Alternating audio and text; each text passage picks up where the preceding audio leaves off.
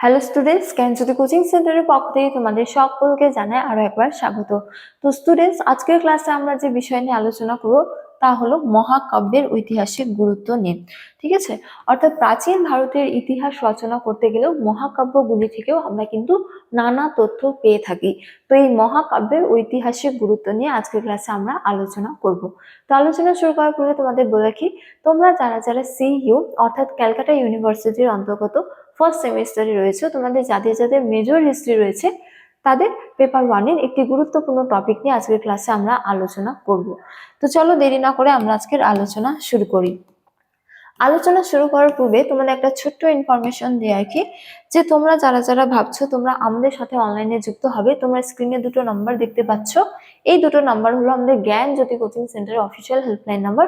তো তোমরা এই দুটো নাম্বারের মধ্যে যে কোনো একটিতে যোগাযোগ করে আমাদের সাথে যুক্ত হতে পারো। এছাড়া তোমাদের কোর্স ফিটা বলে রাখি যে তোমাদের যাদের যাদের মেজর কোর্স রয়েছে তোমাদের জন্য যে কোর্স ফিটা রাখা হয়েছে সেটা রাখা হয়েছে কেবলমাত্র 1199 টাকা। এছাড়া তোমাদের যাদের যাদের মাইনর কোর্স রয়েছে তোমাদের জন্য যে কোর্স ফিটা রাখা হয়েছে সেটা রাখা হয়েছে কেবলমাত্র 699 টাকা। তো এই টাকার বিনিময়ে তোমরা আমাদের কাছ থেকে কি কি পেয়ে যাচ্ছ? তো এই টাকার বিনিময়ে তোমরা আমাদের কাছ থেকে পেয়ে যাচ্ছ লাইভ ক্লাসেস, এছাড়া হাই কোয়ালিটি নোটস, এছাড়া রেকর্ডেড ক্লাস এবং কি 100% কমন সাজেশন।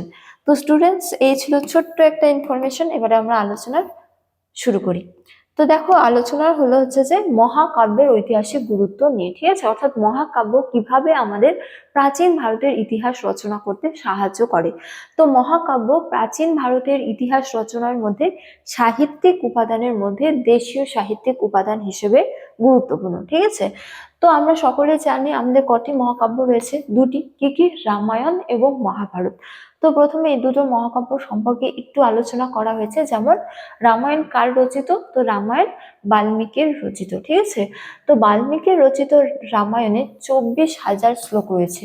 কত শ্লোক রয়েছে? 24,000। ঠিক আছে, এবং এর বিষয়বস্তু কি? তো রামায়ণের বিষয়বস্তু হলো অযোধ্যার রাজা দশরথের জ্যেষ্ঠ পুত্র রাম ও তার পরিবার বর্গকে নিয়ে বিভিন্ন রাজনৈতিক ও সামাজিক কার্যাবলীর সম্পাদন। ঠিক আছে, তো এই রামায়ণ থেকে আমরা তৎকালীন সময়ের যে রাজা অযোধ্যার রাজা দশরথ ছিলেন তার জ্যেষ্ঠ পুত্র রাম সম্পর্কে এবং তার পরিবারবর্গ সম্পর্কে এবং বিশেষ করে তৎকালীন সময়ের রাজনৈতিক ও সামাজিক নানা তথ্য জানতে পারি। ঠিক আছে, এবারে রয়েছে মহাভারত।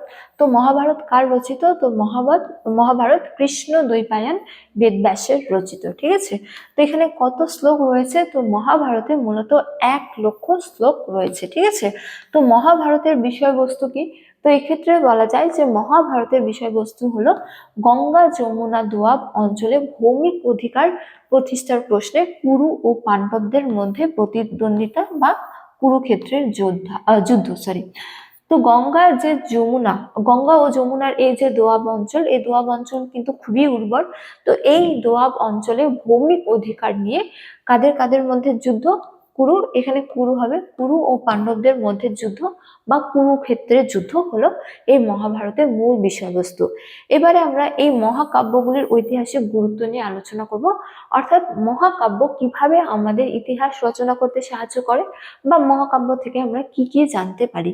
তো দেখো, এক্ষেত্রে বলা যায় যে রামায়ণ ও মহাভারত এই দুই মহাকাব্য থেকে পরবর্তী বৈদিক যুগের রাজবংশগুলির কীর্তিকলাপ, ঠিক আছে, এবং আর্য অনার্য সংঘর্ষ, এছাড়া দাক্ষিণাত্যে আর্য সংস্কৃতির প্রসার, ঠিক আছে, এবং সেই যুগের সামাজিক রাজনৈতিক ও অর্থনৈতিক জীবন, বিভিন্ন সামাজিক প্রথা, বর্ণ ব্যবস্থা এবং সমাজে নারী ও শূদ্রদের অবস্থান প্রভৃতি বিষয়ে তথ্য পাওয়া যায়। ঠিক আছে, অর্থাৎ এই যে মহাকাব্যগুলি আমাদের কিভাবে সাহায্য করে বা কি কি আমরা জানতে পারি। তো এক্ষেত্রে বলা যায় যে মহাকাব্যগুলি থেকে অর্থাৎ রামায়ণ এবং মহাভারত থেকে আমরা পরবর্তী বৈদিক যুগের বিভিন্ন যে রাজবংশগুলি রয়েছে সেই রাজবংশগুলি সম্পর্কে জানতে পারি এবং আর্য অনার্য সংঘর্ষ সম্পর্কে জানতে পারি। এছাড়া দাক্ষিণাত্যে আর্য সংস্কৃতির কিভাবে প্রসার হয়েছিল সে সম্পর্কেও জানতে পারি।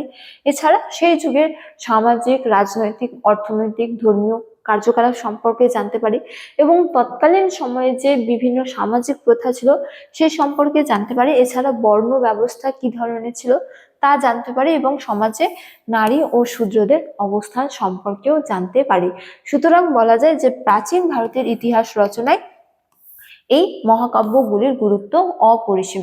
অর্থাৎ আমরা যদি প্রাচীন ভারতের ইতিহাস রচনা করতে চাই তাহলে এই মহাকাব্যগুলির উপরও কিন্তু গুরুত্ব আরোপ করতে হয়, অর্থাৎ মহাকাব্যকে আমরা বাদ দিতে পারি না।